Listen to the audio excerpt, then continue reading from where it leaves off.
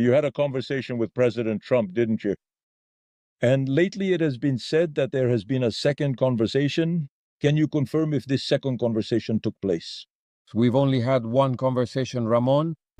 He called me on Friday, November 21st, from the White House. He was there, and I was at the palace, Miraflores. We talked for 10 minutes, and it was a conversation, as I said, respectful, very respectful. Cordial. What did the president tell him? The first thing Mr. told me, President Maduro. Excellent. And I said to him, Mr. President Donald Trump. And I truly believe that particular conversation was even quite pleasant, but the subsequent evolutions of that entire conversation from that initial point have certainly not been pleasant at all. Let's sincerely hope I completely leave absolutely everything in God's oil. Venezuela is ready for U.S. investment, just like with Chevron. Whenever they want, wherever they want, and however they want. In the United States, they should know that if they want comprehensive agreements for economic development, Venezuela is also here, as I have said 1,000 times. And to the people of the United States, I say what I have always said. Here in Venezuela, you have a brotherly people. To the people of the United States, I even say, here you have a friendly government. I know it well. The United States pretty much managed.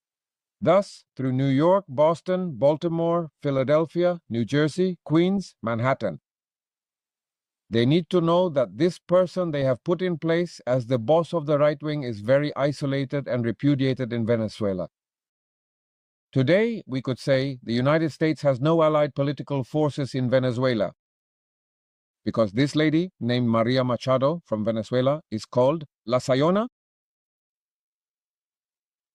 It has an 85% rejection rate, total repudiation from Venezuelan society. Never, neither she nor what she represents would have the capacity to govern this country. The patriotic forces of the country, President Maduro, far beyond the PSUV, far beyond the great patriotic people, at this moment have over 70% support in the struggle I am leading for the defense of national sovereignty and for peace. Over 70. We have never had those numbers before.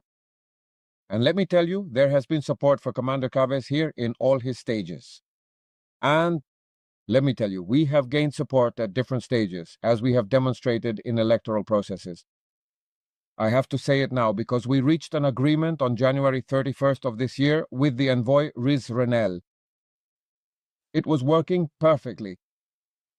And 3 weeks ago, the authorities of the United States government gave up on continuing to send migrants to Venezuela and, simply put, they sent us more migrants. So they talk about the issue of migration, but they are the ones who suspended the migration agreement, among other topics which, if there were ever rationality and diplomacy, could be perfectly discussed.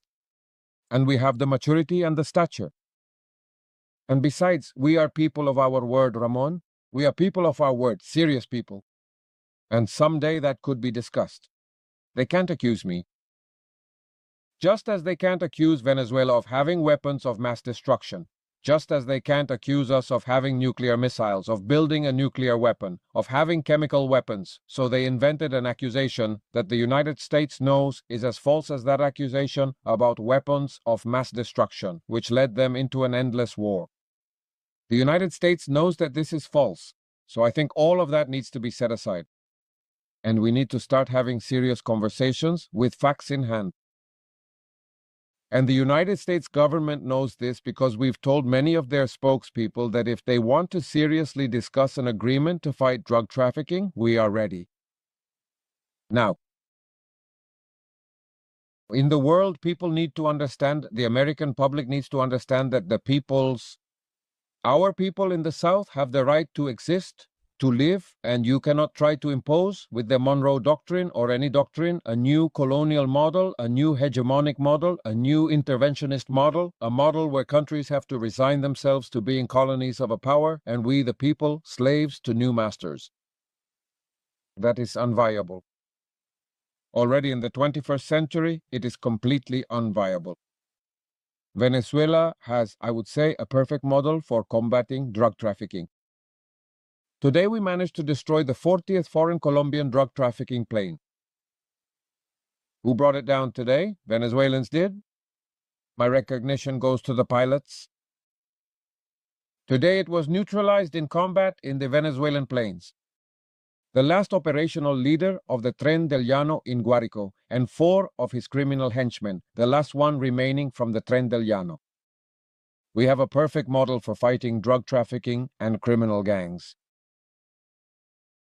So all the cocaine that moves through this region is produced in Colombia. All of it, all the cocaine. We are victims of Colombian drug trafficking.